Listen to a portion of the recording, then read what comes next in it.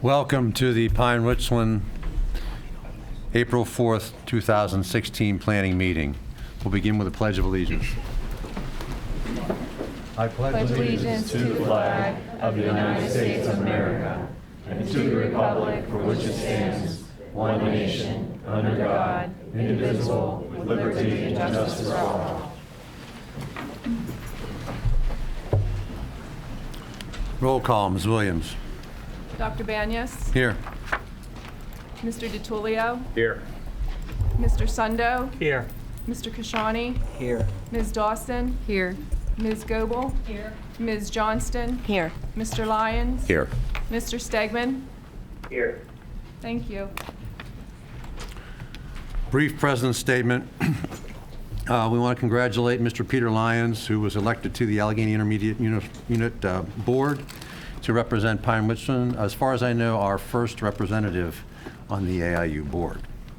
And second, Mr. Stegman, as you've heard, is participating by phone. Thank you all for your support. Correspondence. Ms. Williams. Ms. Jennifer Barrett emailed a signed letter regarding restroom, locker room, and shower use practices on March 21st. And Mr. Paul Overby emailed the board regarding restroom, locker room, and shower use practices on April 2nd. Thank you, Ms. Williams. Next, we're going to have our first recognition of visitors. If anyone who wishes to approach the dais, please do so. Give us your name, where you're from, and keep your comments, please, to 3 minutes, since there are a lot of people that may wish to speak tonight. Thank you. Anyone wish to approach, please do.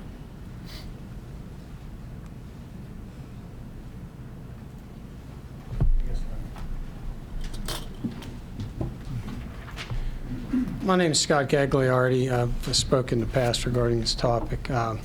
Fortunately, my printer didn't want to cooperate with me today, so if I'm a little scattered, that's why. One comment I wanted to make was toward the end of the last meeting, Ms. Dawson brought up a question about whether the communication that was sent out needed to be clarified for the parents and the students. And that was comments were made by Mr. Miller, of course, stating that he felt the communication was clear and that he wouldn't have sent it out if he didn't feel it was. Mr. Lyons went a step further and said the two sentences were crystal clear. I think toward the end of the first page. I'm not sure what sentences those were, but when I looked through, I think your page break was different or something than what I was looking at. But at any rate, one of the things I noticed was repeatedly there was comments made to Ms. Dawson that this was already agreed upon. We agreed on the wording, as though the comments that had been made for the last 35 or 40 minutes need now be disregarded because we've agreed on what was said. Well, for 35 minutes we heard we didn't think it was clear. Time after time, person after person. One comment I did get in an email was email relayed to me back saying, we won. It looks like we don't have to fight City Hall after all. This is a college-educated person, a pharmaceutical salesperson that certainly above average intelligence. I got another comment from another neighbor who's a CPA that told me, boy, that was some slick writing. It took me 3 times to read through this to understand it. Now, I don't know what the standard for crystal clear is, but when you take 34 sentences to explain something this concise and simple, and we relate to 2 of them as being the ones that clarified it, I have reservations about that. One of the things that's typically done in communication is the points that you want to highlight are put at the beginning or at the end. The highest retention occurs in those first few sentences and the last few sentences. The lowest retention rate is 2/3 to 3/4 of the way through a document. When I went through the document that was sent out, it was almost exactly at the 2/3 to 3/4 level, which typically indicates the lowest retention by the reader. Now, that may be an accident, it may not. The other thing that I noticed that was really a red flag for me was that the communication went out on Friday afternoon. That is typically done by politicians, where they send out the information where they know it's going to get the least media impact. I personally feel that that's where the timing and the location of the significant words were picked. I hate to say that. Thank you for your time. Thank you, Ms. Jackie Hardy. Anybody else wish to speak?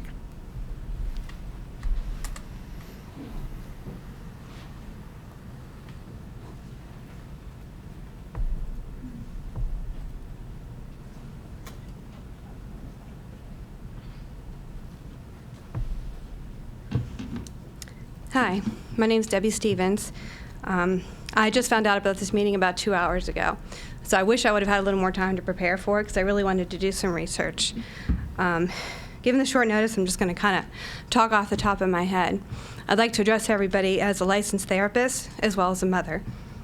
As a licensed therapist, if I was working with a family who came to me with this issue, I would definitely want to process the situation, try to understand what have you been through as a family. There's a lot of trauma associated with this in a family.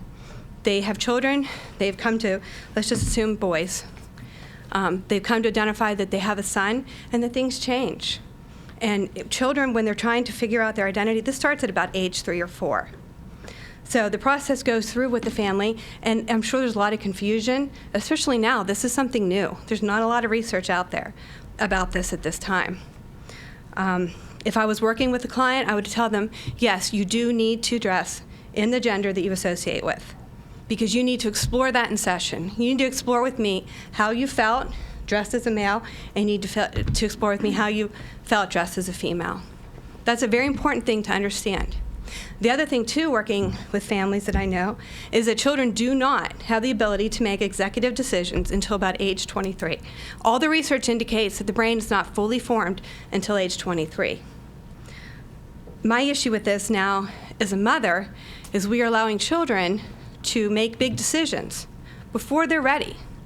They are not physically ready to make decisions like this or cognitively ready until they're about 23 or 24.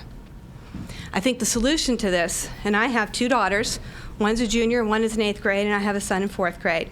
And honestly, I applaud the families for allowing their children to freely express this and freely explore it. There is no other way for them to deal with this than to have that freedom.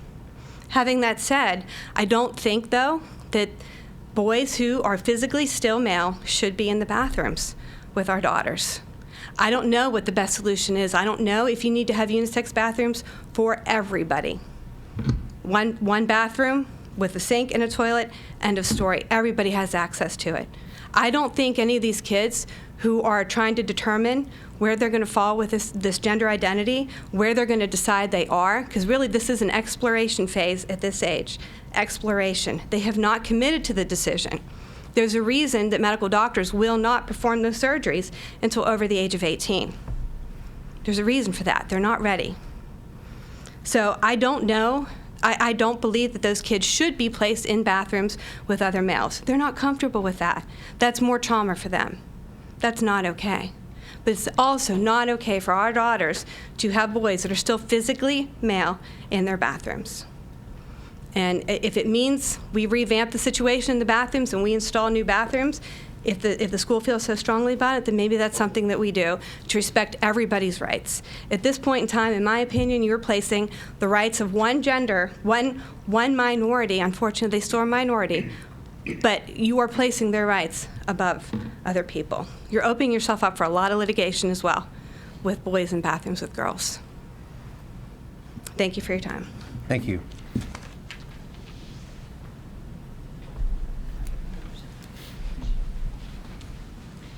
Hi, I'm Debbie Senarge of Pine. I just have one quick question. I have 3 daughters, so this was concerning to me. And I just wanted to see if there was any process that you have thought of in reference to who are the, is it going to be disclosed who these children are, since it is a small minority? If so, we'd like it to be disclosed to the majority of kids so they know if these mixed, whatever they identify themselves as, is coming into the room. Because, you know, in middle school, they get undressed. They get completely undressed. So I think that's another thing you should take into consideration. So disclose who these children are so we can prepare our children and say, these children might be coming into your locker room. Thank you. Thank you.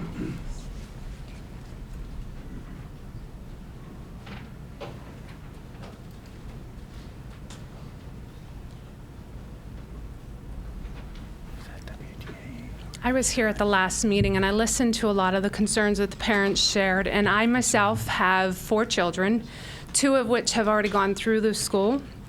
My daughter's in college, and she's actually asked if she could write the school board a letter expressing her concerns as being one who has graduated from Pine-Richland. My other 2, I've got one in high school and one in middle school. My middle school daughter is absolutely terrified to use the restroom and the gym changing room right now. My concern is this: I have to fill out a permission slip in order to allow her to go on a trip, to participate in a sport, to do any extracurricular activities, or anything else that is going to pertain to her safety, her well-being. I have to sign off on waivers, letting her be, even play in sports, so that I'm not going to hold the school liable if she would get harmed. So now, where are you signing off on putting my child at risk? Who's going to monitor these restrooms? If you open this up saying that any person who is seeing themselves as a different gender is free to use the girls' room, the boys' room, as they will, who's going to monitor those bathrooms to ensure my child's safety? Who's going to monitor those restrooms to ensure those children's safety who are expressing in a different gender? It's not about one or the other. It's about the welfare of children in general. I have worked with children for well over 20 years. I have been a teacher, I have been a minister, and I have seen the harm that can be caused by parents and adults' rash decisions. I have counseled children through things that they have gone through that is absolutely absurd. Not just bullying, but more extensive things like rape. You're opening a door, and I want to know, at what point does the due process get started here, where there has to be a permission slip signed by parents saying, you know what, we agree to this thing with the bathroom. We agree to allow this to be open. When did we lose our rights? These are our children. Whether they are transgender or whether they are not, they are all our children. They are minors. And it is our responsibility, not only as parents, not only as a community, not only as the school and the school board. It is your responsibility and my responsibility to shelter those children and protect them, to guard their innocence and not allow harm to become to them. Thank you.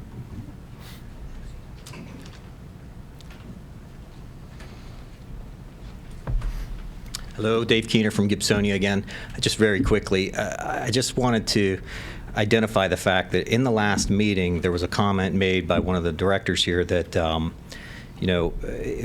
paraphrasing, but while everybody here had the opportunity to review this new policy or old policy, whatever you guys want to spin it as, but you all had an opportunity to review the communication that was sent out to the parents roughly 3 weeks ago. However, that feedback that was provided to you, Dr. Miller, was not incorporated, and what was ultimately sent out was different from what the board members saw. I want to make that point. That's from what I understand. Most importantly, I can tell you this for a fact, the majority of the folks here this evening are here to hope. I didn't see anything on the agenda right now, and I'm praying to God there is something, but along the lines of a discussion for an opt-in letter. Very similar to the previous speaker here, I would like an opportunity to speak as a parent of these students, okay, and voice my opinion as a parent and their well-being. In other words, I want the opportunity to say yes or no to whether or not I want my kids to be in a shower with someone of the opposite biological sex. That would be in the form of an opt-in letter, very simple, very similar to a permission slip. You guys are very accustomed to that, and I don't think that it's unreasonable. I'm hoping that somebody here makes that motion tonight, and you guys vote on it, and we get this done once and for all. I do believe that if you offer up an opt-in letter, that this can be mitigated very easily and quickly. Thank you. Thank you.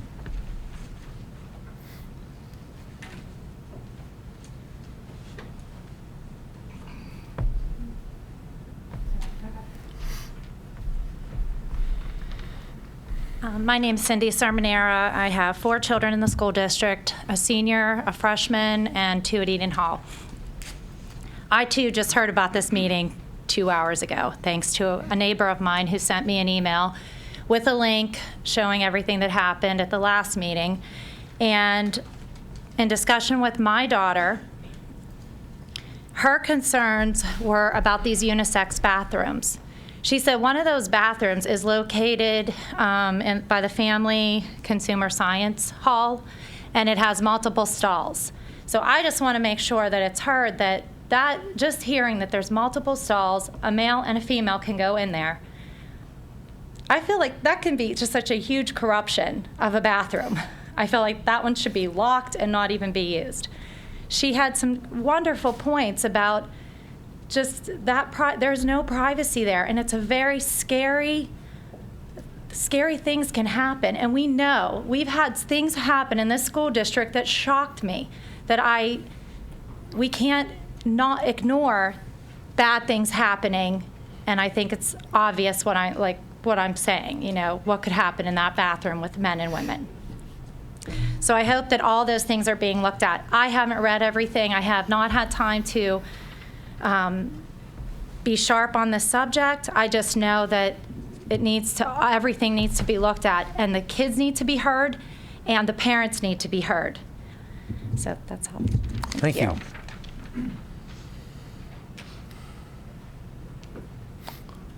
Anybody else wish to approach? Please. Hi, my name is Joe Casario. I was here a couple weeks ago. I just wonder, the communication on this subject has been horrible, to put it lightly. I mean, we know about delays, we know about impending storms coming, we know about WPIL championship basketball games. I found this meeting from an email that somebody sent me. So I sit back and I say, I must be missing something. There's got to be something else going on here. Because, as I said last week or 2 weeks ago, it seems pretty simple to me. Dr. Banyas and I are in similar positions. We have to make decisions, and a lot of the times we don't have the wonderful input of the community. Quick, we got to make them. And sometimes those decisions, most of the times those decisions are wonderful. But sometimes you got to make a rash decision, and it may not work out real well. But you do the best job you can, because you have to. You don't have to make this rash decision. I don't get it. I truly don't understand where we're going. If this is some type of scholastic activism, it doesn't need to be. We are a community that embraces people of every walk of life. I know the father of a child that is going through this situation, and I consider him a friend. I've coached with him. He's coached my son. He is a wonderful, wonderful man. I would never say anything ill about him or his family or his child or anybody. Why do you want to make it a divisive situation? I don't get it. It's simple. Unless something else is going on here that I don't understand, are we looking for a bigger end game? Are we looking to prove something? Are we looking to get ourselves out there so that, wow, look at Pine-Richland, look what they're doing. Look who implemented this. There's a simple solution. These extreme minority of people who my heart aches for, let them use their own bathroom. There's plenty of bathrooms in this facility. Give them their own key. This is your bathroom. Don't take that as we're singling them out. They have to use this bathroom. Let them know that we understand that they're going through something, and we want to give them peace. We want to give them privacy. We want to give them a place where they feel comfortable, where they don't have to look over their shoulder, where they don't have to wonder, am I going to get a sneer? Am I going to get a look? Is somebody going to accuse me of molesting them or giving them a bad look? It's simple. Why are we doing this? I'm talking to a wall now. I get it. I know you're not allowed to talk back to me. I would love to hear that simple answer. Where are we going? Why do we need to go in this direction? No one here, I can't imagine, and if they would, shame on you. If somebody would say, get them out of here, I don't want them here. They don't belong in my school. I don't want them using any bathroom. Nobody's going to say that. But everybody's going to say, don't put my child in a situation that they don't want to be in.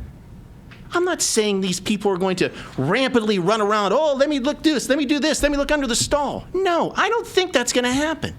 I think there may be an inadvertent glance. Look, teenage girls specifically don't want to be in that situation.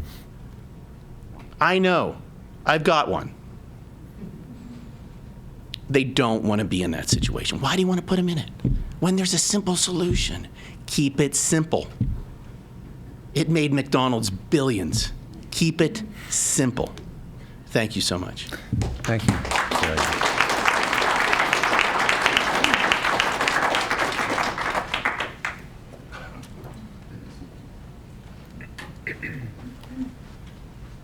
Good evening. My name is Eric Fabian. I have 3 kids in Pine-Richland. Good evening, Mr. Stegman, via telephone. Just want to reiterate a couple things that have been said, and I don't think it's really been said, well, I haven't heard it until tonight, that being a parent of 4 teenagers, we all know how much time and effort and energy that takes. So I, too, would like to acknowledge the parents of the transgender kids, because hats off to you for having the guts and the love and the ability to allow your kids to be who they want to be and who they believe they are. I'll look at the glass half full and I'll say hats off to you, board, for trying to make an accommodation, although I think you went a little bit too far. But I can tell you that if you had taken a 180-degree stance, say this was the 50s, and I found out that there was a transgender student that was forced to use a bathroom of their biological sex, I would be up here speaking tonight on their behalf as well. So I think what's really important is a couple things. One, that we communicate, and as it's been stated, the communication has not been to par. When there has been communication, your customer is telling you it hasn't been clear.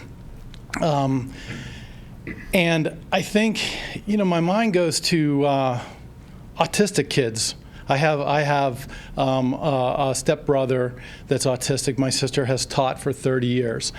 And I was thinking about this.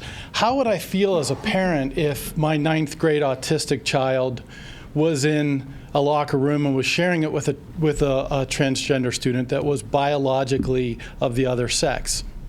And my autistic child came home and said, hey, what's going on? In so many words. I would have wanted to know that was the case prior. Just like when my 2 teenage daughters told me that this was happening. I have 2 teenage daughters that have very different views. And if you knew my girls, you would have bet money the opposite would have been true. The one that I would have picked to have said, not a problem, said, I don't feel comfortable. And the one daughter that I would have picked to have said, I'm not comfortable with that, she's like, no, I don't care. So I think what's really important is that this isn't us against them against you. This is we as parents. It's us against them, our kids, because we're trying to raise our children in a healthy and safe environment. So I think what we need to maintain is the commonality that we're all adults, we all have children, and we all have love for our children. And we need to come together as a group and figure out what's best for everybody involved. And I think communication, as it was stated by the board in the last meeting, that sometimes more communication confuses things. I would again encourage you not to take that stance, that we should communicate more. We should communicate as soon as possible. And it's okay to come together and say, I don't know what the solution is. What should we do as one big Pine-Richland family for the best situation for all of our students? Thanks. Thank you.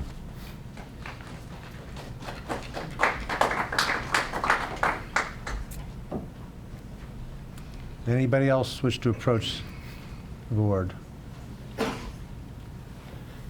Thank you all for speaking and for sharing your thoughts with us. Item 1.04, minutes for approval. Recommended action, motion to approve the March 21st, 2016 minutes as attached, academic achievement and regular meeting minutes. Second. The item has been moved and seconded. Is there any discussion? Hearing none, all those in favor say yes. Yes. Opposed? Motion passes. Item 2.01, personnel items. Motion to approve the personnel items as attached. Second. The item has been moved and seconded. Is there any discussion? Hearing none, all those in favor say yes. Yes. Opposed? Motion passes. Item 2.02, textbook resources for display. Motion to approve recommended products from each content area as listed below to be on display for 30 days beginning Tuesday, April 5th, 2016. Second. The item has been moved and seconded. Is there any discussion?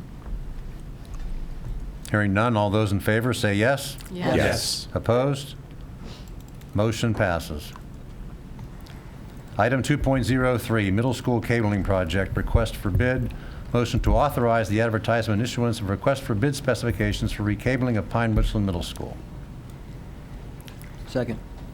The item has been moved and seconded. Is there any discussion? Hearing none, all those in favor say yes. Yes. Opposed? Motion passes. Item 2.04, Google Apps for Education. Recommended action, motion to approve a pilot program using Google Apps for Education for students. Second. The item has been moved and seconded. Is there any discussion? Yes, I would just like to say that I'm all for, innovation and technology in the classroom. However, my research around Google Apps has shown that there's some issues with the FERPA laws that I don't feel comfortable with, so I will be voting no on this, and just wanted to let you know. Thanks. Is there any additional discussion? Hearing none. All those in favor say yes. Yes. Opposed? No. Motion passes. Item 2.05, high school replacement servers. Motion to approve the purchase of 2 replacement servers at the high school. Second. The item has been moved and seconded. Is there any discussion? Hearing none, all those in favor say yes. Yes. Opposed? Motion passes. Item 3.01, strategic plan website. To whom do I direct? Ms. Hathorn will walk through Thank this. you. As you know, one of our main categories under the strategic plan is communication and engagement, and one of the main long-term goals is to provide continued information about the strategic plan throughout the implementation through 2019. And within that goal emerged a short-term goal of a web resource center, which can be found at pinerichland.org/SP. And here you can see the landing page. And the site is broken down into several other areas, including background and process. And you can see a little bit of that information here. Just sort of outlining how the strategic plan came about, what we did, and the surveys as well. In addition, we have a section with the mission, vision, and shared value statements, and you can see some of the acronyms that go along with it that help remember the vision statement and make it more visually memorable. So that is another one. And then we get into the heart and soul of it with the categories. And as you know, there are 5 main categories that the strategic plan is broken up into. And you can click on each category take a look at the long-term and the short-term goals. So the long-term goals will be found at the left of the screen. To the right of the screen, you can see the short-term goals for each category, and we're in teaching and learning. And we can always go back to the main category and also each other category, such as student services and programs, finance and operations, workforce development, and communication engagement. So those are all available there. And as you click on each initiative to the side, these include the short-term goals. And as you can see, there's also an infographic to kind of gauge the progress of each goal, so in each initiative for the year. Also, we have some other resources like the initiative map that Dr. Pasquinelli has been sharing throughout the year, and Dr. Miller, so it's a nice resource. Could you hit escape for me? So in addition, we also have a glossary section as well. Let's see. Also to the left as well, which is also a flip interactive document. And finally, we wrap up with the archive section with previous strategic plans. You can refer back to them, and some other documents as well as media links to previous forums. So it's all there at pine-richland.org/SP. So I encourage you to review it. Yeah, just want to thank Ms. Hathorn for her work, leadership, a lot of input in trying to keep that message as simple as it can be, and also for all of those here tonight. Every board meeting, we have a section in our agenda that is specifically focused on strategic plan. That's a change, I would say, in the last 6 to 8 months, and the reason for that was to ensure that we're talking about those initiatives as we implement. One of the challenges in organizations isn't necessarily design in a strategic planning process, but rather do we stay focused on implementation. So we've really, I think, done a nice job of keeping that in the agenda so that it's a part of the conversation at our meetings, and we're hopeful that the website is a quick glance for families as well.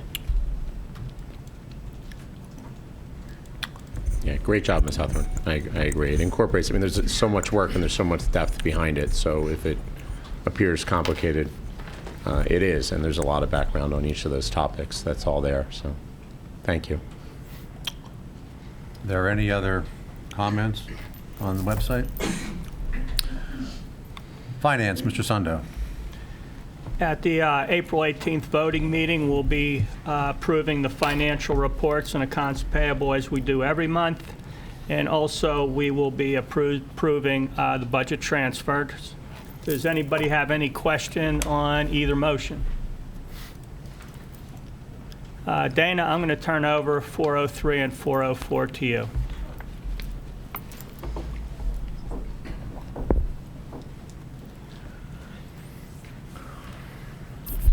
For item 4.03 for Echo Financial Products, typically we have a GASB 53 review each year for our swap and derivative instruments.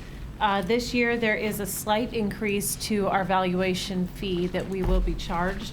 There is a new governmental accounting standard for this upcoming fiscal year audit.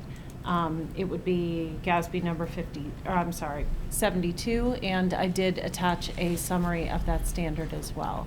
We have used Echo Financial Products for many years.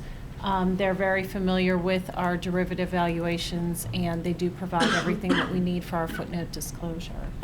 For item 4.04, the A.W. Beatty Career Center is entering into a refunding for their debt. They will need approval from all of the member school districts in order to enter into that refunding.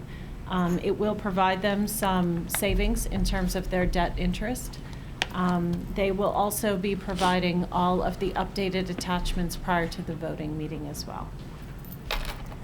We at Beatty are estimating about $1.2 million in savings over the remainder of the term of the bond, which would save Pine-Richland about $130,000 over the life of the bond is our estimate, depending upon interest rate fluctuations. It is listed as a current refunding with a local authority due to the volatility of the due to the tying of the savings with interest rate risk and basis points. I think 10 basis points would cost $100,000 over the course of the loan. So that's why we decided to go with a local funding option, because it will get it done sooner. Good job. Happy to hear that. Item 4.05 is strictly an informational item. It lists out the remaining board committee meetings to discuss the 2016-2017 budget. Please take note that we'll be voting on the proposed final budget on May 2nd and the final budget on June the 6th. And also, please note the very next meeting, the April 25th meeting, is not on a night of a board meeting, and that will be at 6 o'clock. Thank you, Mr. Sundo. Any other comments on finance? Academic achievement, Ms. Dawson. Prior to this meeting, we had an academic achievement meeting to discuss the textbooks, which we've already approved for 30-day review. We had also a nicely done presentation on assessment and instruction, and discussion from the high school principal on the high school middle states accreditation process, which is in place to be renewed in 2018. Anything to add to that? No, I think that's good. Okay, thank you. Thank you, Ms. Dawson. Any further comments on academic achievement? Questions? Buildings and grounds, Mr. DiTullio. Item 6.01, we're going to be considering a motion to approve proposal to replace the high school bleachers, the small section. And Dana, you and I exchanged some correspondence on this, but you're in a better position to elaborate, I believe. Sure. I spoke with Mr. Zhang as well as our athletic director a few weeks ago. Essentially, the small section of bleachers in the high school to be replaced is showing noticeable wear. There are some parts and areas along some of the brackets that allow it to move that are bent and, again, showing poor condition. Our current custodial and maintenance staff has been able to kind of fix and adjust whatever they can, but there are areas that are reaching a point beyond repair. Also, the last row of seating at the very bottom section of the bleachers does encroach upon the court. So depending upon which sport happens to be playing in the gymnasium at the time, that does tend to cause an issue at times for both the players as well as the spectators. With the replacement quote and specifications that you'll see attached to the agenda, it does remove one row of the seating, but it also does include handicapped accessible seating as well in the new replaced area. It is not currently a code violation, but it is best practice that when you are replacing even a small section of bleachers, that we should include additional handicap seating as well. Any other discussion on that point? Item 6.02, replacement of the clock system at the Richland Elementary. And again, Dan, you and I have some I'll take correspondence that on one. this, so I'll let you elaborate again. Again, I spoke with Mr. Zhang, our Director of Buildings and Grounds, and Mr. Nicastro at Richland Elementary is the principal. Currently, what's happening at Richland Elementary is the clock system is very, very old. Again, our custodial staff has been able to replace some of the motors and some of the clocks, but some of the parts are becoming difficult to find based on the age. At any given point in time, Mr. Nicastro indicated that not only the classroom but also the hallway clocks are at all different times. Some tend to lag by just 1 or 2 minutes, others tend to lag between 10 and 20 minutes. Our custodial staff has been great about kind of getting up there and resetting them, but typically what happens is that the reset clocks only last about a day, and by day 2, everything is kind of back to where it was before, so it's just kind of constant. Mr. Nicastro did indicate that oftentimes it becomes an issue for arrival and dismissal for students that are being dropped off or picked up early, in terms of trying to get them to the proper place at the proper time. And again, because that's a K-3 building, what we're looking for is to have the consistent time within all of the locations throughout the building. The new proposed system would be tied into the Wi-Fi so that it would automatically refresh and all of the clocks would be synchronized together. And just to clarify, items 6.01 and 6.02 they're both funded already based on capital funding, is that correct? They are. They are included in the capital funding plan that we have been discussing. They were also listed in previous year capital funding plans as well. Both projects are slated for 2016-17 and are included in the draft general fund budget as well. Any further discussion on 602? Item 6.03, motion for purchase for 2016-17 of custodial supplies. And Dan, I know that this has gone out, but when do we expect the exact numbers to come in on this? And this is just a general year after year It renewal, is. basically. The vendors are to provide their pricing per item by April 6th. We'll then compile all of the information basically received under each one of the CoStar's contracts. And then essentially what we do is we ask that the vendors hold that price for a full year. And then we'll select the lowest cost among all of the vendors that we've reached out to under that cooperative purchasing by item. Any further discussion? Thank you, Mr. DiTullio. Student Services, Ms. Johnston. Items 7.01 and 7.02 are going to be motion to approve in the next meeting field trips to France and the AFJROTC to Cedar Point.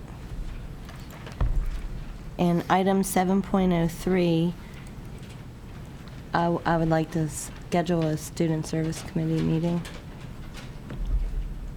And it'll be held on April 21st to discuss the topic of transgender students at 6 p.m., if that's okay with everyone.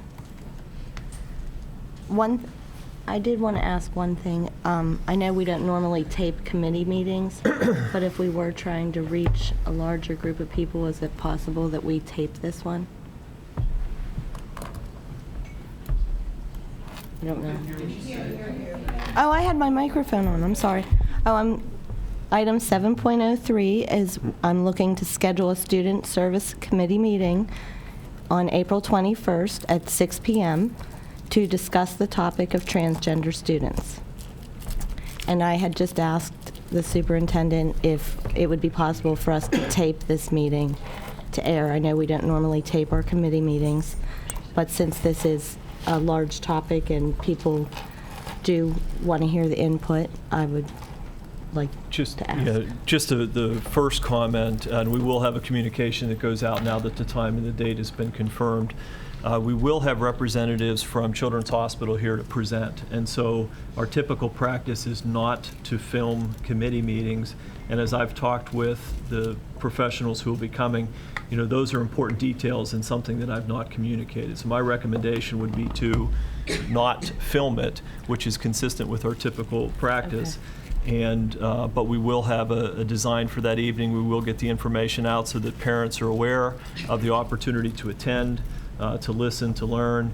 Board will have an opportunity, obviously, to ask questions in that evening for clarification. So that would be my. Okay. Anybody else want to weigh on that? I tend to agree. That's our standard practice. I would agree. Okay. What is the time of that meeting? 6 o'clock. 6 o'clock. Thank you. And we'll work on a communication and get it out in the next couple of days. Dr. Miller, will they be supplying a presentation that can be released and published on the website or something? We will look at, I did have some conversation with them about that, so whether it's a presentation or we have some handouts or resources, I will continue to talk with them. I can't commit or confirm, but I do think it'll be extremely valuable informational session. Any further comments on student services? Staff services, Ms. Goebel. Item 8.01, it's an information item, and we will be asked to approve a motion of the personnel items as attached. Item 8.02, again, it's information only, and there'll be a motion that will be asked to approve as a second reading of Policy 918, Title I, Parental Involvement. Moving on to 8.03, again, it's a motion to approve first reading of School Board Policy Number 103 and 103.1. And 8.04 is an information item. There'll be a Staff Service Committee meeting scheduled. There is one scheduled for May 2nd at 6 p.m., and we'll discuss the items as outlined below. Mrs. Goebel, just one, we had talked about that's a little bit too much for one meeting, most likely. Mm-hmm. And so our thought was to perhaps focus on the child abuse policy and Policy 822, the automated external defibrillators.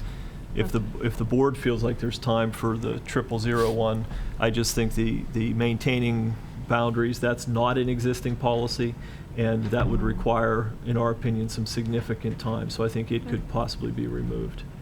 That's fine with me. Scheduled for another time. Defer to your judgment on that. Okay. I'd just like to touch on item 8.01, and I know retirements, we often will have a recognition, but for the next several months, and this hits me very personally, but if anyone has ever worked with Debbie Grant and knows the work that she has done at Hance and Eden Hall with the special needs programs, she has been an absolutely fantastic asset to this district for years. She will be sorely missed. Everybody knew that this was going to come eventually, and I wish her the best, but she has touched my family tremendously and a number of families, and been a part of children's lives that she's given children a much deeper appreciation for the education process. Most kids that are teenagers do not like to come to school. My daughter with special needs on weekends is asking when is school, when is school, when is school on her communication device. Specifically, Debbie Grant had a lot to do with that. So if anyone gets to see her, just thank her for her service, and I'm sure we're going to recognize her when her final day is. But she's a fantastic asset and a tribute to the kind of teachers that Pine-Richland has. Thank you, Ms. Goebel. Any other questions on staff services? Operational services, Mr. Lyons. Item 9.01, there will be, for consideration at the regular April meeting, a motion to approve a renewal agreement with Sodexo. And if you have any color there. Sure. We are required periodically to go out for proposals for food service management. This is not one of those years, so we have the ability to renew our agreement that we selected last year. Sodexo is proposing a financial return of $45,000 for next school year, which is consistent with the financial return that they provided for this year as well. Typically what happens in a renewal year is the financial return tends to decrease throughout the life of those renewal agreements, but they are holding to that same financial return that we had for the current year as well.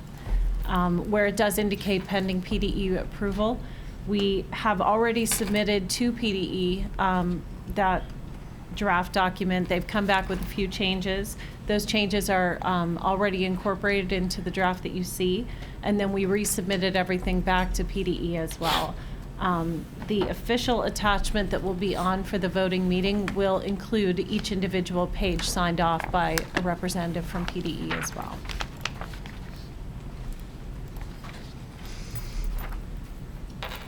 Thank you, Ms. Seifert. Item 9.02, for board consideration at a regular April meeting will be a motion for the purchase of interactive displays. Mr. Stovener, could you take us through this a little bit? Yes, the technology leadership group went through a process which included evaluating several different interactive display boards for a replacement of aging hardware that is throughout the district. And after several meetings and a meeting that included several vendors displaying their technology, we have come forward with the recommendation to purchase the interactive board by Sharp. The Aquos display board was overwhelmingly the highest ranked board amongst all of the boards demoed at the presentation, and we're very excited to move forward with this and upgrade the much needed display technology. Just a quick comment. We talk about this, but in our capital funding plan, we've had a line identified for the current year and the next 2 years. This is across our district, will be certainly a significant investment. And so budgeted funds exist for all the technology-related items that were discussed tonight, but that specifically, this is a capital funding listed expenditure. Thank you, Mr. Stoberner. I'm happy with the outcome of the decision, but more importantly is the process that was followed. And like a lot of things that go on at our regular meetings here, we're just seeing the tip of the iceberg. So I know there were countless hours put in evaluating by teachers throughout the district, and the building level coaches who also had a hand. I certainly saw some of the boards myself. What I'm very happy with is that the level of diligence that was shown in the evaluation process, the amount of research that you put into other districts to make sure that all the various permutations, how these are used, how they can be used, and how we're going to use them, were taken into account before we make the purchase. But I know we're just seeing a little bit of it right here, so thank you. Any other questions on operational services? Thank you, Mr. Lyons. Board business, item 10.01.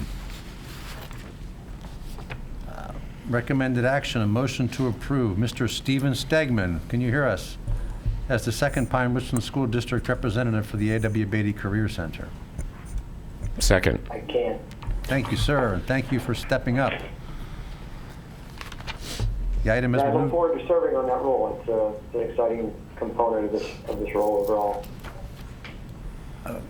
Thank you, Mr. Stegman. We are happy to have people that are happy to be there. It's a great calling as part of our board.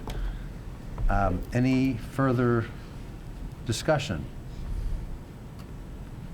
Hearing none, all those in favor say yes. Yes. Yes. Opposed? Motion passes. Item 10.02, a workshop for board, this is a reminder of the board workshop for board and senior leadership team for April 18th at 6 p.m. to discuss the strategic plan update. Excuse me, Dr. Banyas. Before we move on from board business, I had one item to add, if you don't mind. I will pass these down the way.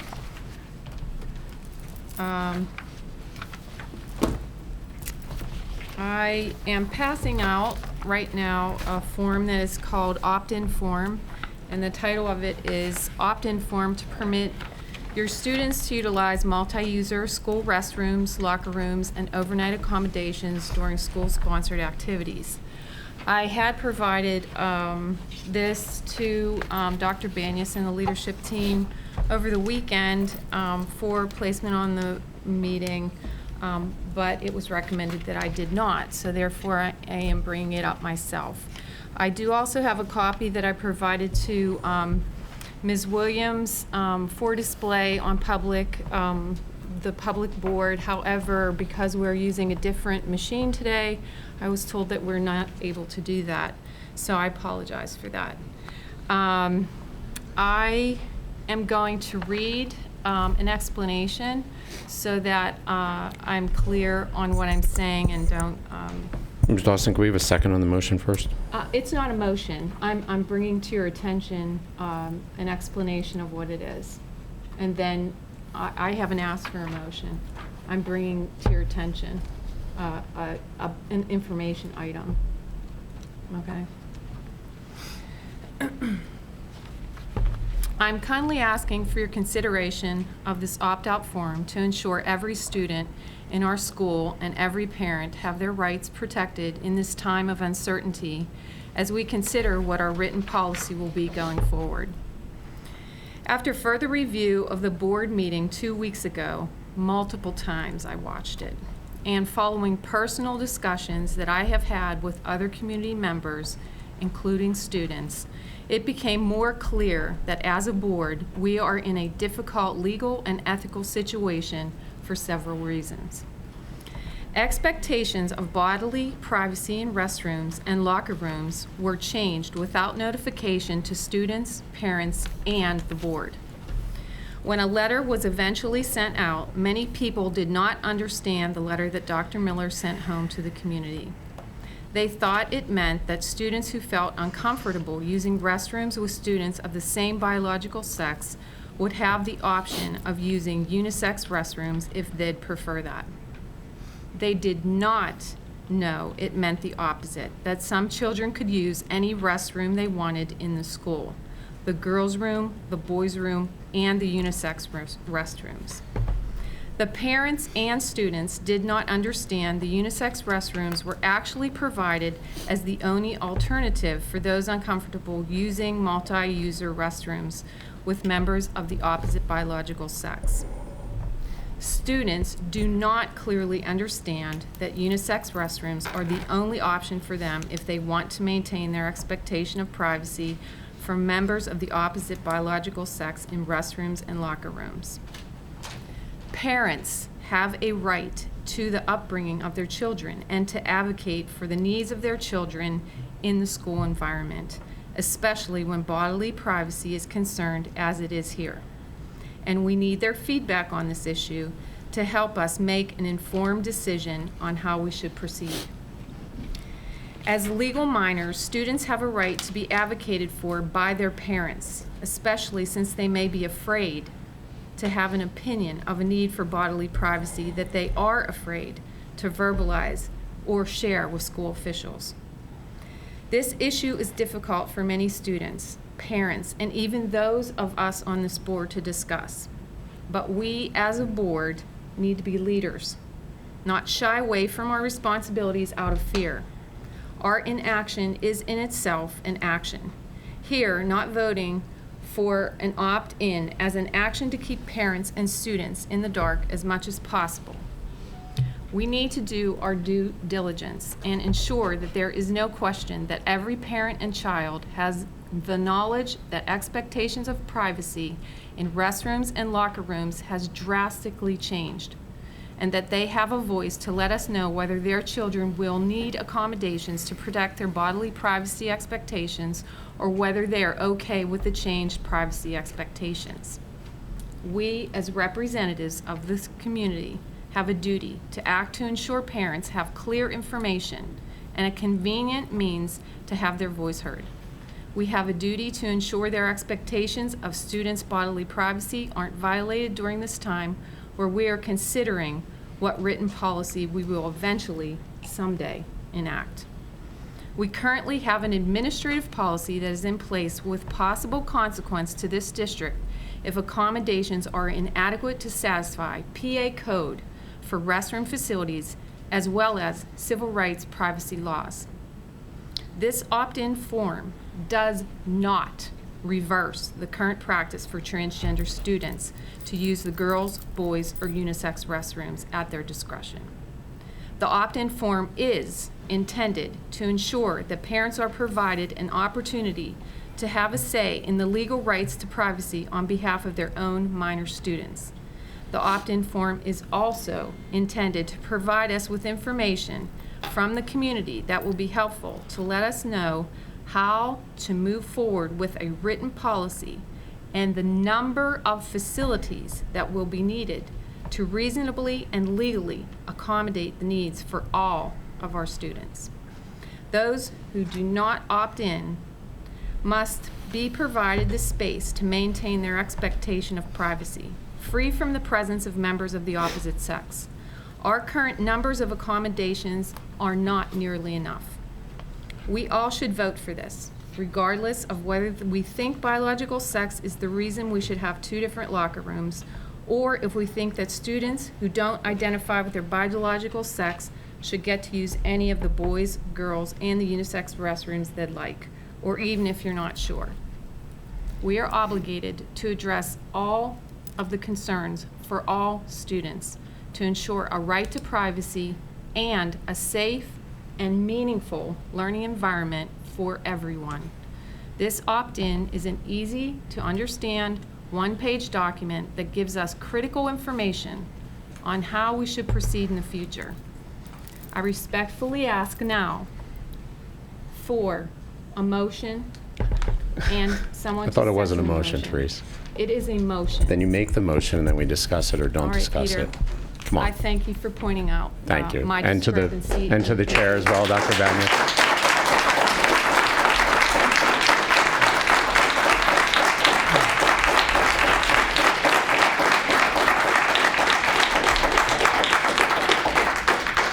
Dr. Banyas, I apologize if I was out of motion order. I now make a motion to have this opt-in form be considered by the board. Would anyone please oblige me to second it? I'll second it. Thank you. The item has been moved and seconded. Is there any discussion? I move that we table it. It's exceptional. It's absolutely exceptional that a board member with, how many years' experience, Ms. Dawson? How many years' experience? They would make such a... Table motion does not require discussion, correct? There's no Wait. discussion We've on the thrown table. Robert's rules were suspended a long time ago, Dr. Banyas. Well, her initial statement was not a motion. It was. She made a statement. Well, let's be clear. To make a proposition, a motion like this, to have known beforehand that you were making it, to not have the respect to your colleagues to disclose that ahead of time. That entire agenda is disclosed ahead of time so we can plan, discuss. We had that opportunity at our last meeting. You didn't make the suggestion that this motion be on the agenda at that time. Your agenda is to grandstand for the cameras. You went completely out of...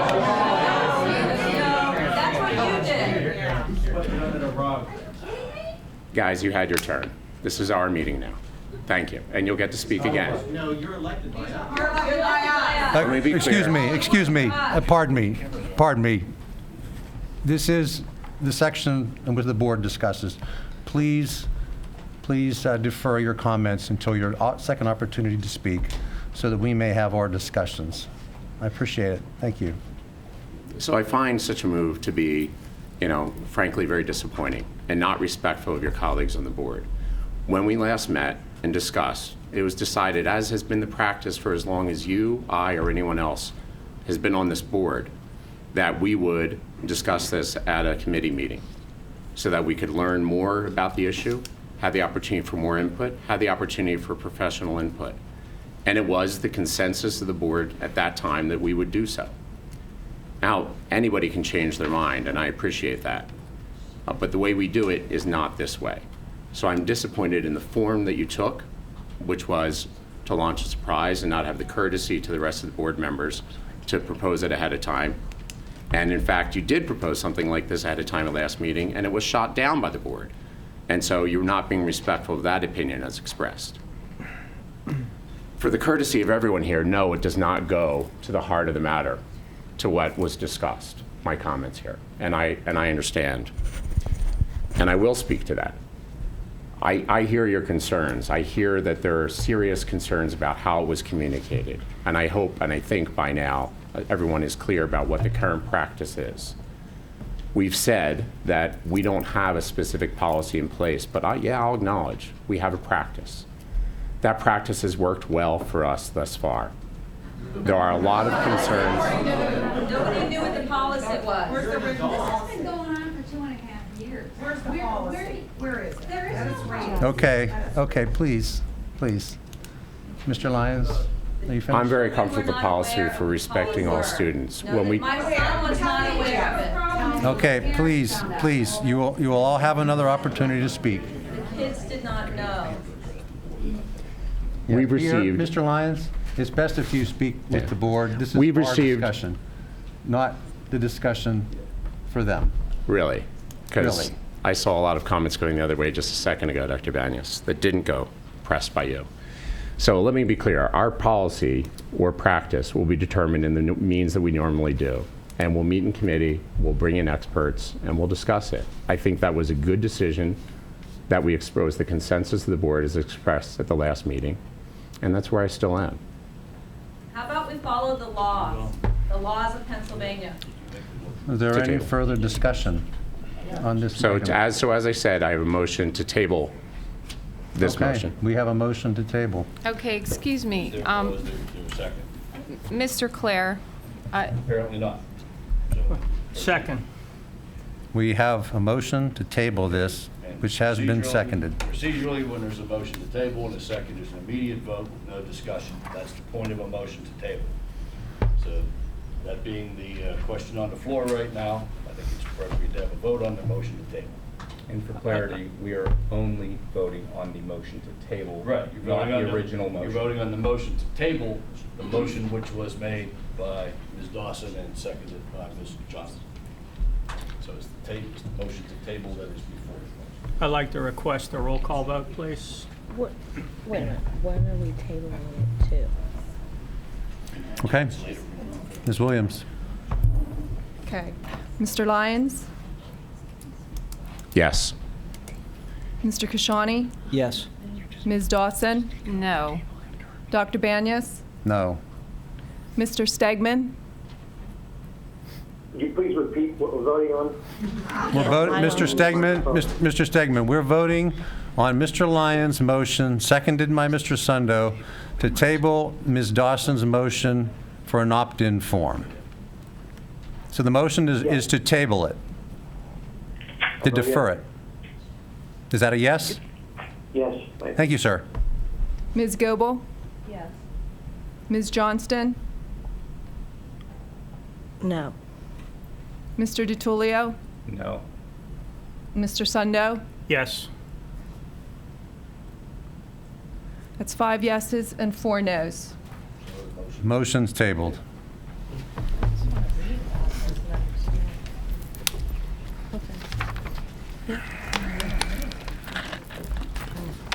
Reports. Superintendent? No reports.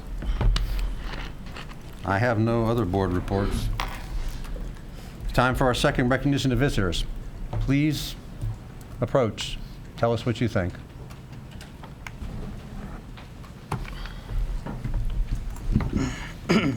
Thank you. My name is Omar Gonzalez Pagan. I'm a staff attorney for Lambda Legal and the legal representative of 3 students in this district and this high school. I'm here to first commend the school district for having a practice in place that is in keeping with the law. It is in keeping with Title IX. It is in keeping with the equal protection of our Constitution, and it is in keeping with the very recognized interpretation of the federal laws by the Department of Justice, the Department of Education, the EEOC, that segregating students on the basis of gender identity or not allowing them access to the facilities in accordance with their gender identity is sex discrimination. So, the school district for years has acted in a responsible and legal manner. That is what's evidently clear. This debate that has arisen over the last couple of weeks is new. It's new, but it's not about any concerns that have been expressed or incidents that have occurred, because this practice has been in existence for years. And I'm here speaking for 3 students that are part of our community, that for some of the proposals that have been bandied about today, of segregating them to the unisex bathroom, or of actually having them be disclosed to the rest of the school community, is painting a scarlet letter on them, inviting discrimination, harassment, and bullying. It is no secret, I would hope, to anybody on this board, let alone anybody on this community, that transgender students are one of the communities most discriminated against in this society. It is no secret that they have one of the highest rates of suicide, one of the highest rates of homelessness because of rejection. So the families that have supported them and loved them deserve our commendation and our applause. And the school that has, in keeping with that, supported the students and accepted them and taught them that they're part of our community also deserves our commendation and applause. I'm here to let you know that you should just keep what you're doing, that you should stay the course and follow what is the clear law. that you shouldn't base decisions on fear, that you shouldn't base decisions on what is popular maybe among the attendants in the meeting, that you should base the decisions on what is the law, what are the interpretations of the law. But more important than that, you should base it on what is right. What is right is that we're a diverse community where we all need to be treated equally and with respect. I was incredibly heartened when contacted by these families to know that this school district has treated them with respect and dignity for years.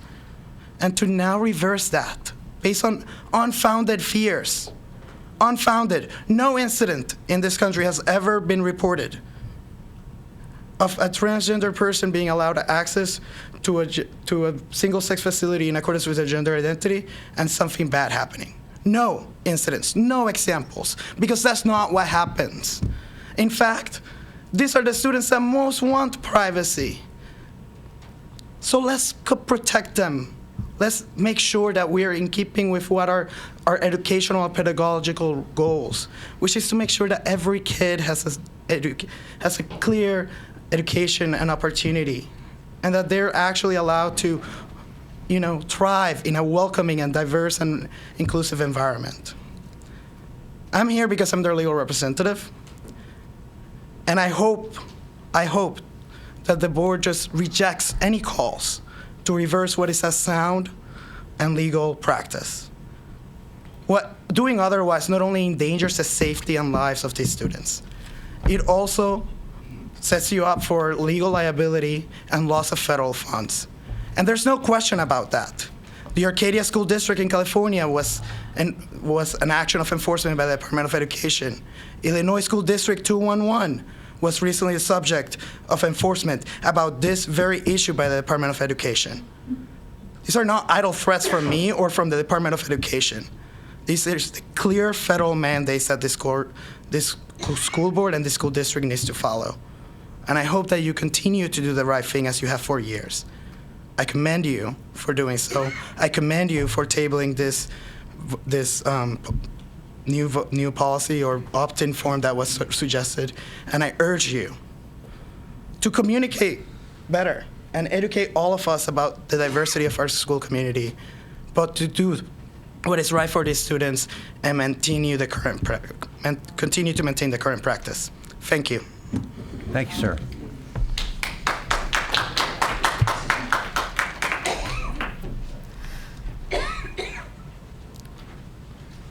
Eric Fabian, I just want to say that Title IX does not require schools to eliminate distinct facilities for boys and girls. So there is some confusion, obviously, by council. It actually recognizes that there are privacy and safety concerns justifying the distinctions. Title IX allows schools to, quote, provide separate toilet, locker room, and shower facilities on the basis of sex, end quote, without committing sex discrimination. Thank you, sir. My name is Mike Weethorn. At some point, this board will probably get tired of seeing me. But I live in Richland Township. I, too, am a lawyer. I don't know the gentleman's name. I did not catch it. But I would love to see one citation of a district court case that supports the legal position that he is advancing this evening, because it does not exist. There are cases that have gone before the Office of Civil Rights on administrative hearings, but there is no case law, and I would love to see the citation that supports his position. In fact, in the Third Circuit, which I've brought up to this board before, there is Johnson versus the University of Pittsburgh, which stands for the proposition directly opposed to what this gentleman suggested this evening. I commend Ms. Dawson's efforts this evening, and I'd just like to remind the board that a failure to make a decision is still a decision. This board has had 2 months to determine whether the current restroom and locker room practice is going to be this board's policy. To continue to further delay in adopting a formal policy is grossly unfair to the children and the families of this community. I would ask you respectfully to adopt a policy as soon as possible as I did nearly 2 months ago, so that there is clarity in this district as to how we're all to raise our children and under what circumstances. Thank you. Thank you, sir.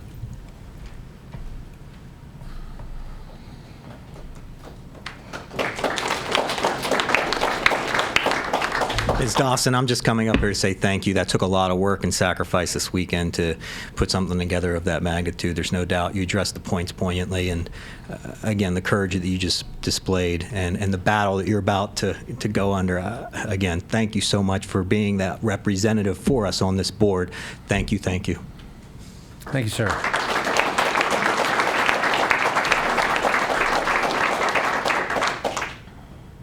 Anybody else? Sir? Yes.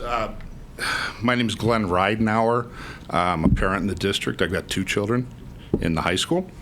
And again, I just feel compelled to stand up because I hear a lot of people who are obviously the majority of people here in the district, in this room actually, are very much in support of this petition to change what's the case already. I'm going to say that things have worked out very well as they've been for several years now. We actually haven't had any problems until this whole issue came up, and now that's actually changed with lots of things. So I get really disturbed when I hear somebody talk about let's get their pictures put up, or let's paint a big, identifying the children. Let's identify these children is what I heard, okay? I think you all heard that. And then that's incredible. So what are we going to do? We're going to paint a big T on them, or they have to wear special hats, or maybe, like sew a little something on their... Want my daughter to go into your son's Listen, okay. Number one, the whole issue of safety has been exaggerated to a great extent. I think if you folks take some time to actually look into it, because I actually hadn't until this point, because there wasn't an issue. When I took time to look into it, what I found was that there isn't an issue, that nationwide there is no issue. This is a situation where it doesn't happen. You think that there's something there, but it's not. Okay, so this is not tuberculosis. This is transgenderism. This is not a communicable disease that has to be, that the word has to get out because there is an existential threat to the population. This is a situation where there is no threat. There is no proven threat. Okay, maybe I should be addressing this way, but anyway, there is no proven threat. This is something up here that a thought crime kind of thing. So I'm just going to state that. That really all I wanted to say. When I don't know how we're going to identify the kids. It's a privacy issue. Really what it is a privacy issue. It's no different than everybody here is entitled to HIPAA when they go to the doctor's office. It's very much in that vein. It just needs to be presented that way. And I think everybody really needs to do a little bit more research. Thank you, sir. Anybody else wish to approach? Hello, my name is Juliette Ivanko, and I am one of the transgender students at Pine-Richland. For 2 years, I was terrified and lived the lie when I came to Pine-Richland of not being who I was. Going into my junior year, I decided that Pine-Richland was a safe place for me to learn and become a growing adult in this society. And now I have to stand here as one of the youngest people in the room, feeling discriminated against because you all think that we are monsters. And Pardon me. No, wait a minute. I think we owe this student a chance to speak. You think your sons and daughters are afraid, and I get that, but we mean no harm whatsoever. All we want is to learn and to be treated as human beings. Thank you. Thank you, Ms. Ivanko.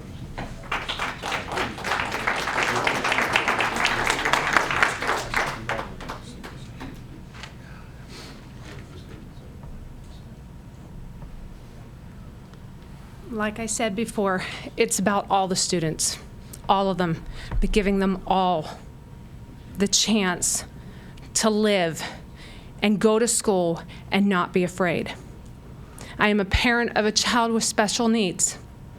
Does that mean when he struggles in class that the entire curriculum is dropped for the rest of the students to fit my child? No. It means that accommodations were put in place to cover him, but the rest of the students stayed right where they needed to be as well. It's about covering all the students, all of them, but not putting any of them in a place where any of them are uncomfortable, where any of them have to go into a restroom for fear of their own privacy being robbed because they feel uncomfortable. It's not about raising bigotry. It's not. But it's about increasing sensitivity for each other.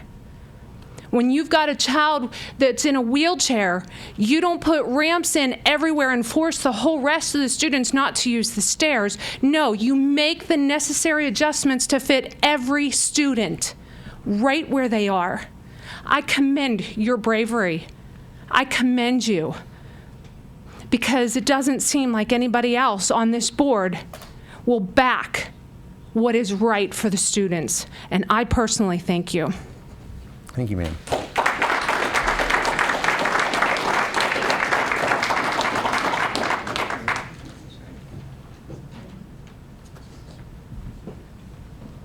Hello. My name is Devin Grzinski. I am a 2015 graduate of Pine-Richland. I'd first like to comment on the second lady who came up to spoke, the licensed therapist. She's 100% correct. These children are in the exploration stage of their lives. They're going through a lot of things that normal kids don't have to, and they're facing a lot more pressure. So if they're trying to explore by finally going where they think they fit in, how are you helping them by excluding them?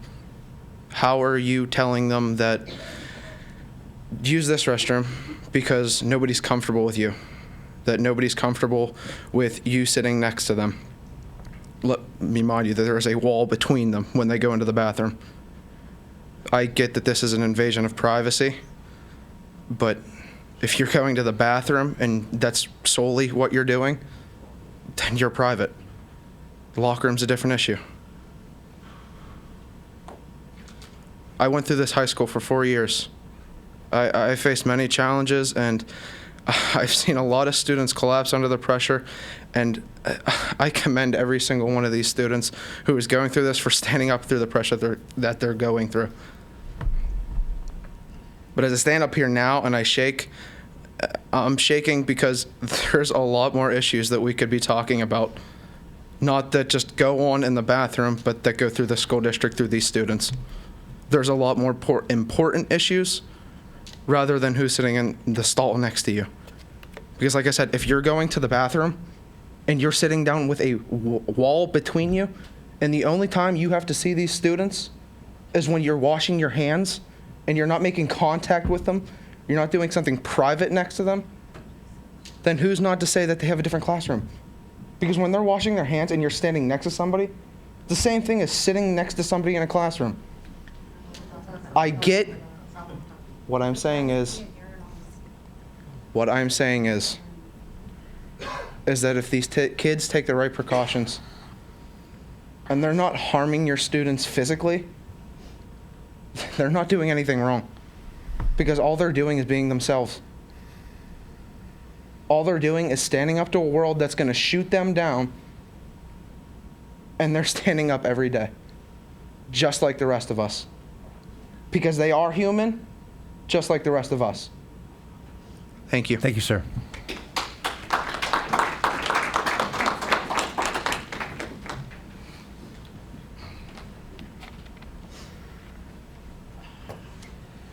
Hi, my name's Nicole Gerskinski, and that was my son, and I live in Richland.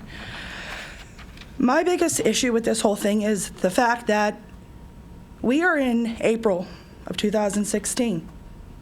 Where were these issues 2 years ago? There have been transgender students using these bathrooms for longer than most of you realize. I understand everybody wants to be safe and everybody wants privacy. But when you use a restroom in a restaurant, a sporting event, a movie theater, do you know who is in the stall next to you? Whether that person be transgendered, homosexual. Does it matter in a public forum who you're going to the bathroom next to? By giving these students their own bathroom, you are segregating them. They are at a suicide risk higher than the normal average. By giving them their own bathroom and making them use that bathroom, this school district has a problem with suicide as is. Think of how many kids have committed suicide over the past couple years. These students are a higher rate of it. They are just trying to be children who come to school, who learn. If there is a problem in a bathroom with a transgendered, then that child has a problem with that student, not with the whole community. I think we need to take a step back and look at the issues at hand. Who has the problem? What are the issues?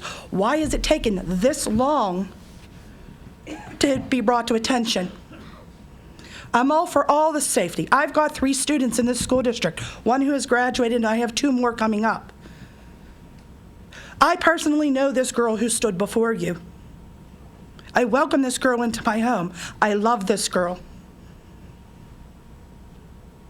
What is the problem with using a restroom next to one?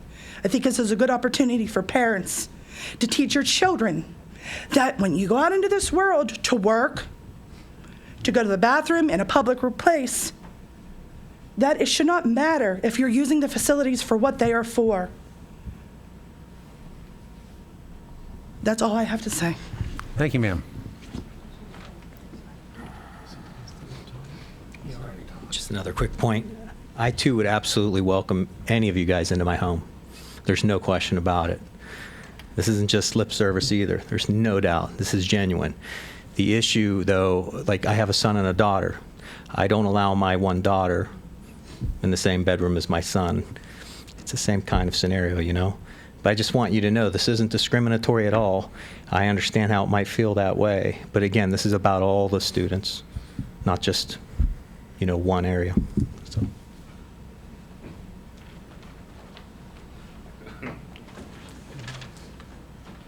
Okay. Hi, my name is Kristen Brooks. I'm from Wexford. I actually hadn't planned on speaking tonight. This was a new issue brought up to me, and I actually came to learn about the topic, and I was receiving emails, inflammatory statements from neighbors, but I didn't understand. I read the letter or the notice, and it left me with a lot of questions. And so that's why I came here. I wanted to see if I could get some of those questions answered. After sitting here and listening to the comments made around me, listening to this lovely young lady who is so brave, I think what I've come up with is we as a community have a lot to learn. I think when presented with this situation, I, like a lot of the people around me, think of some stereotypes. Think of things I don't personally, think I don't want to be sitting in a stall next to a man, washing my hands next to a man, because it is my custom to be with women in the bathroom. Now, I don't think that's what we're exactly talking about. We're not talking about being with the opposite sex in the same sense. If a man was next to me and was propositioning me, fine. But I don't think that's what we're putting in this situation. We're not doing that. I don't think I would feel threatened by somebody who has the same brain as I do, with the same sexually genetic, or their genitals may not be the same as mine, but their brains work the same as mine. I don't like another point made.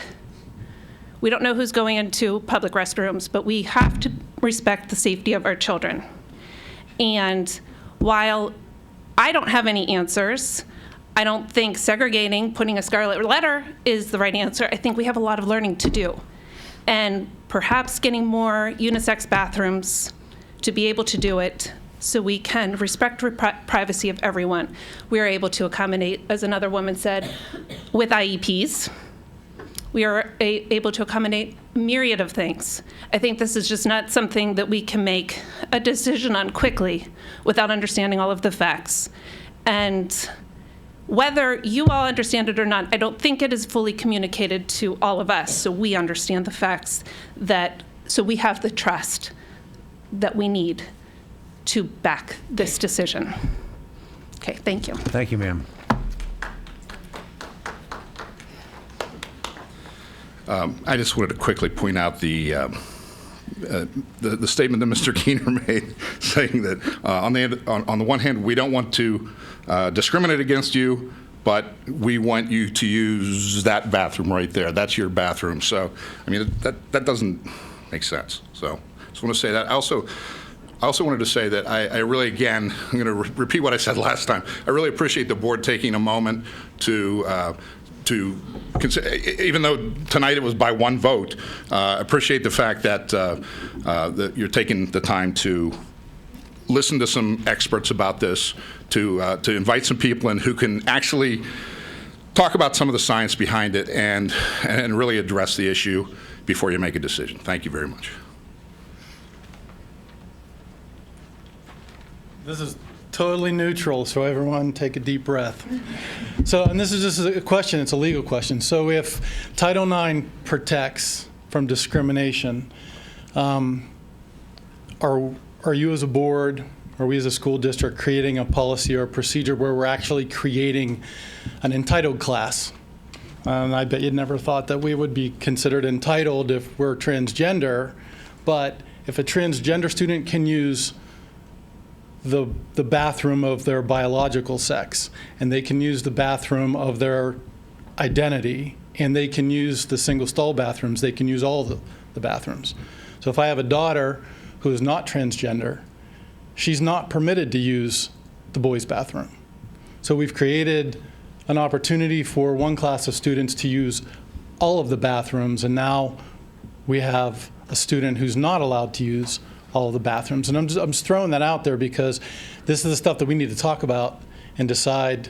You know, I totally agree with what this gentleman said, you know, identifying students, and I don't know that that came across. Maybe, I'm certainly not going to speak for anybody, but when I talked to my kids about it, we had a bunch of kids over and we were actually talking about this, and I couldn't have been more proud of these Pine-Richland students. They looked at me and they were like, Dad, everyone knows who the transgender kids are. They have friends that are, you know, respected. They get along fine with everybody. And the one girl said, I asked about bullying, and she said, we wouldn't tolerate that. She said, you talk about fights at Pine-Richland, there'd be some fights at Pine-Richland if that happened. So it's my gut check as a parent talking to my kids and the students that come to my home that the transgender kids, it's kind of what people have been saying. This has been going on for a couple years, and it's never been an issue. Well, my daughter did say this happened my freshman year, and I said, why didn't you tell me? And she said, because I'm a freshman. We're not allowed to say anything. And that's certainly, I'm sure, not campus policy, but that's how the students felt. So we talked about the brain not being baked until it's in the mid-20s, and I think that's where we're getting at. You know, what my kids think is okay, to maybe stay up till 3 in the morning and eat sugar, I'm going to say no, not going to happen, because I think I know a little bit more than you. So I think there's a big mixture here where we need to consider this practice has been in place for a couple years. And that could be, that's a fact, that could, you know, be an indication of either the lack of communication or something, you know, purposeful. It doesn't really matter at this point. It's been there for, a couple years. But moving forward, my concern is if we don't have a policy Policies are the rules, right? What's our policy? You can't do this. I think I brought up either Dr. Banyas or Dr. Miller, I'm not sure who I was speaking to, but I even said, what if the captain of the football team decides, I'm going to prove a point. I'm going to show up in a dress tomorrow and just say I'm identifying with my mom, and I'm going to use the girls' room. And I was told they'd be expelled, or they'd be removed. That's the policy stuff that I'm asking for. That's all I'm asking for is, when do we say you can do this or you can use this? We have to put this in writing, as difficult as it is. And I think it's important to have dialogue of respect and accommodation. But I really wish that we wouldn't have tabled that discussion for tonight. And I thank Ms. Dawson and I thank you guys for hearing us tonight. Thank you, sir.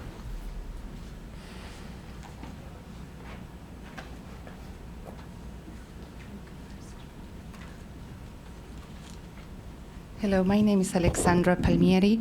I have a daughter in the district, and I just wanted to say that she has never felt uncomfortable around any of these girls. She never felt uncomfortable or unsafe. She discards her just like any other girl standing next to her, washing her hands or fixing her hair. And I don't feel like discriminating or segregating them is the right thing to do right now for them.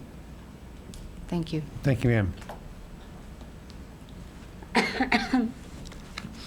Hi, how is everybody tonight? I am Erica Ridenauer, a student at Pine-Richland, and I just want to say that whenever we are using these bathrooms, we're not using the bathrooms, we're not using all the bathrooms, we're using the bathrooms that we define with, just like everybody else here uses the bathrooms that they define with. And also, I just want to make a note about the whole your brain does not age until you're 21. Before we go on hormones, we have to live 1 full year as the sex that we that we see ourselves as, and so just to make a point there, and like our purpose is to live the life that we want to live, which is what I think all of us in this room are trying to do. So it would just really help, and just to let us use the bathrooms that we feel we most define with. Thank you very much. Thank you, ma'am.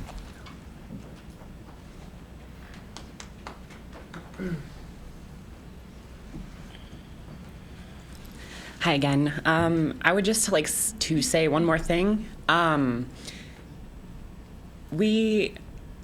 we go into these bathrooms, we literally go in, use the bathroom, wash our hands, and leave. We don't think of anything else other than we need to relieve ourselves and go back to learning.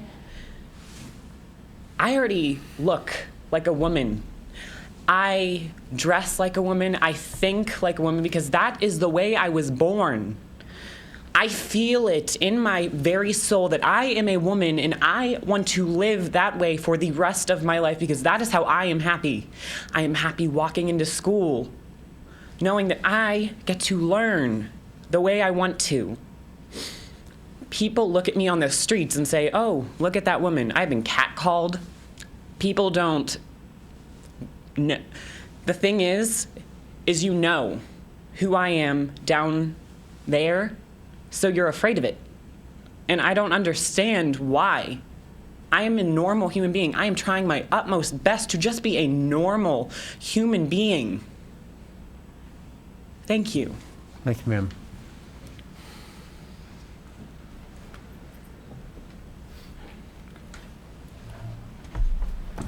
I appreciate the indulgence for a second.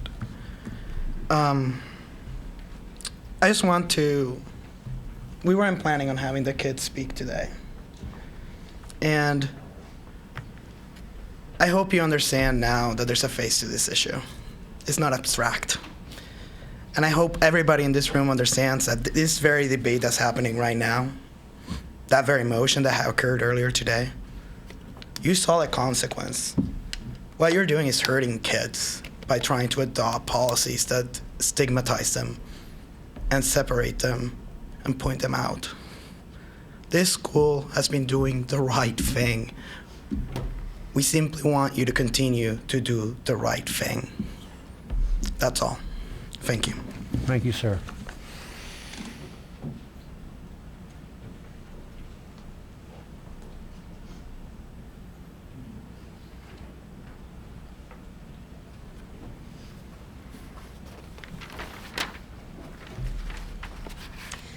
The therapist in me can't help but summarize, so I guess that's what I'm going to try to do. Ms. Dawson, thank you.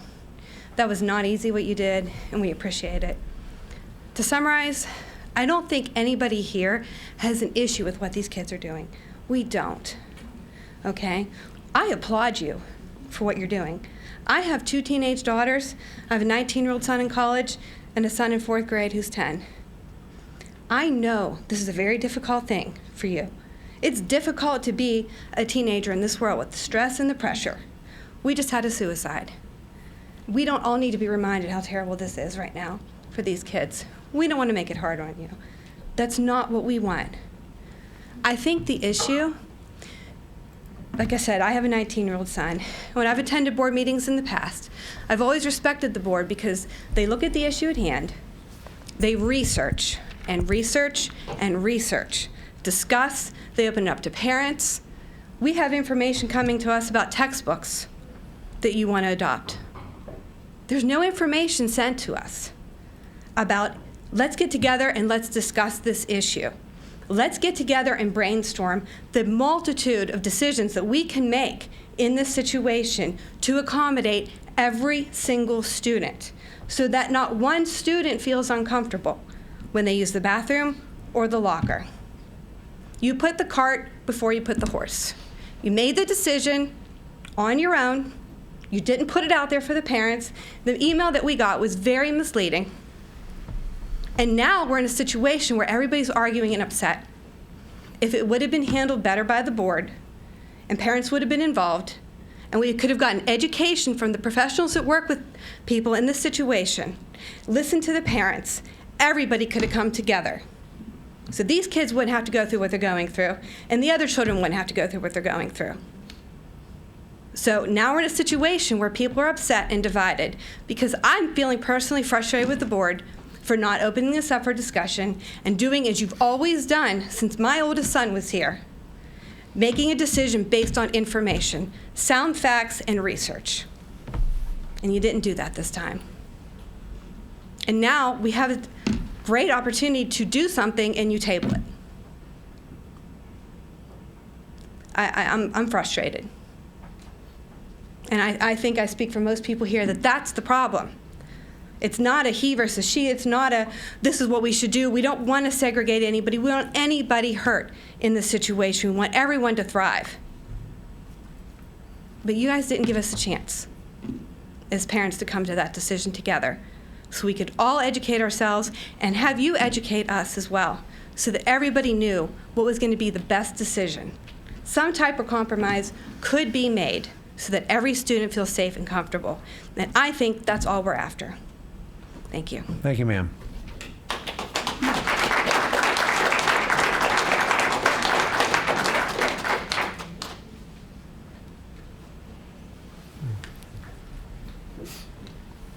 I just wanted to say very quickly, Juliet, Erica, thank you so much.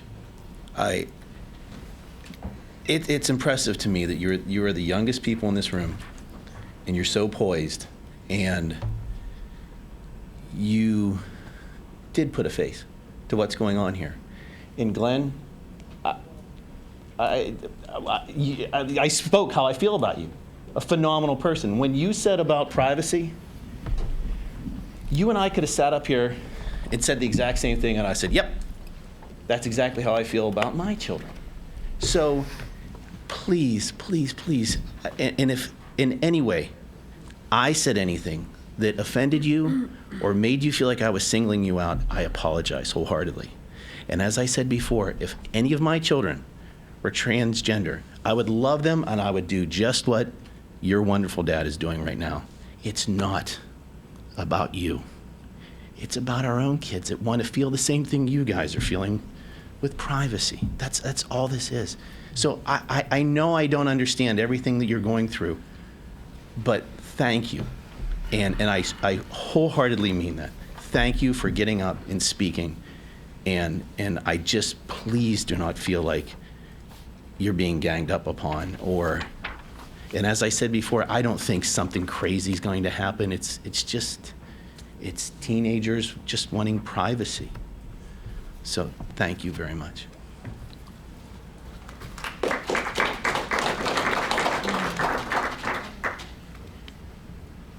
Anybody else wish to approach the board?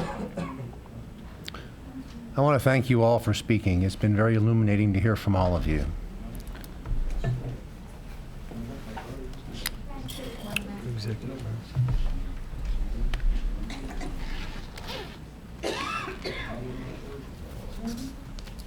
My name is Gabby Garretts, and I'm from Wexford, and we're new to the district. So we moved here last year, so my son is a freshman here. And I love my son just like you love your children. My son is brilliant, but he's ignorant at the same time. He's young, he's impressionable. He has his own bathroom purposefully, so he doesn't shower or go anywhere near his 11-year-old sister, because they both don't understand that yet. They don't understand they've changed. They have questions. They come to us instead of ask each other. And if I asked him today, I had him read an email that I was sent. I just found out about this today. And I said, well, what is this? What do you know about unisex bathrooms? What do you know about all of this? He said, well, there are unisex bathrooms. I know that. And I said, what else do you know? He said, I don't know anything else. And so when I read what I was sent, it said something about going on trips together, field trips, whatever. That's also included in this. And he's about to go on a band trip, and he is with 4 friends in his room. But from what I understand, that could change. It could possibly be someone that, that's transgender, and could they room with him the next band trip? He wouldn't understand that. Ignorantly, he would be offend people. Ignorantly, not knowing because he's young and immature and socially not as brilliant as he is in his mind, he would hurt people's feelings or be confused. And that, to me, is unfair to my child and other children like him, and my daughter as well, who's also very socially immature. We don't, have access. We don't teach we're just not very worldly in that regard. And, that's why I wanted to come to learn more about this, because my son, when I asked him what would happen if, he was in the bathroom, I also thought it meant showering if they were in the locker room, if it was a female, and he wouldn't know what to do. He said, I wouldn't know what to do in that situation. So I think it's all about all kids, not just mine, not just yours, but, we don't want anyone to get their feelings hurt or be confused. Thank you, ma'am.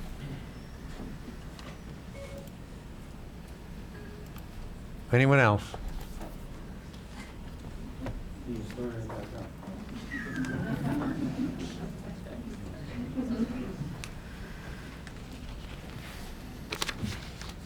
Thank you. I'll be short. I have 4 children, 2 graduated already, and 2 are still. My name's Mark Grogan. I live in Wexford. And I've been hearing things for the last couple of meetings. Actually, this is my second one, and I'm kind of shocked that everybody has feelings about what they want to see and what they want, and and no one's here to put any kids like faces on a post office wanted. No one is. Because you're in the midst of a storm that you can't see the end. That's all it is. And I think that even with my kids have IEPs, my kids have anxiety, they have OCD, and when they first heard about this, they were like, oh, come on, seriously. And all of a sudden, their anxiety just went off the roof. And it's like,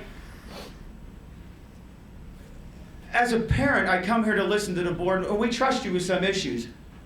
But when you allow certain things, parents, when you cross the line, but also, you guys drop the ball. If you knew this was happening years ago, why didn't you deal with it then? It wasn't going to go away. I'm proud of you. You stood up for something that you believed in.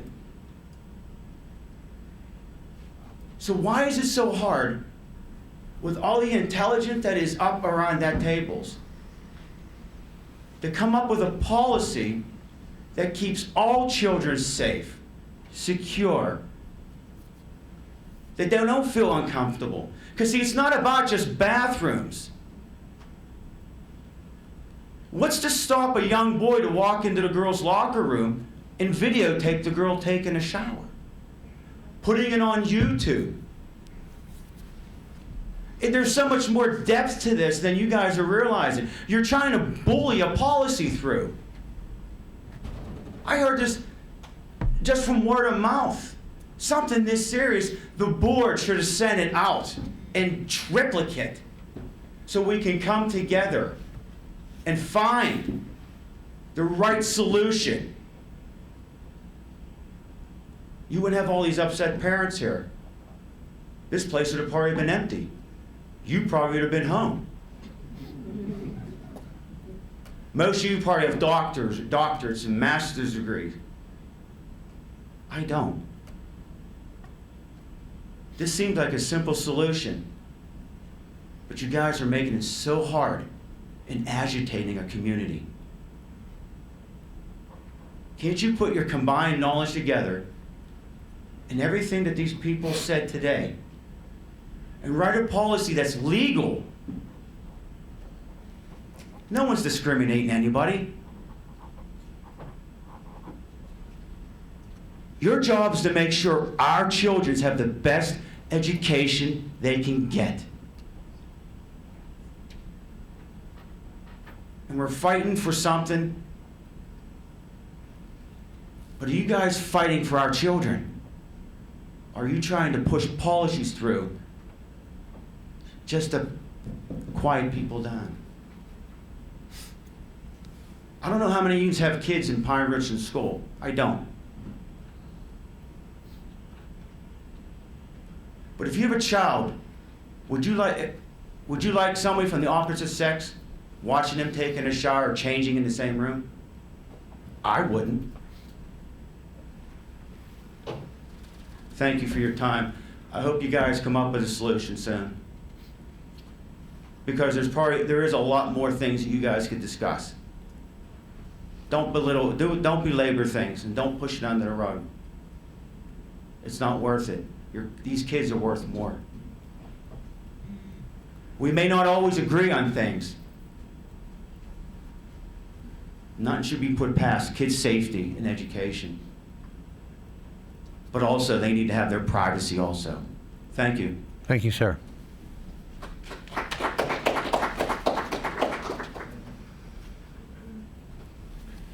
Anybody else? Thank you. Thank you again, all of you, for speaking. Do I have a motion to adjourn? Yes. We are going, we will adjourn to executive session to discuss a student matter. Thank you for all attending and for speaking.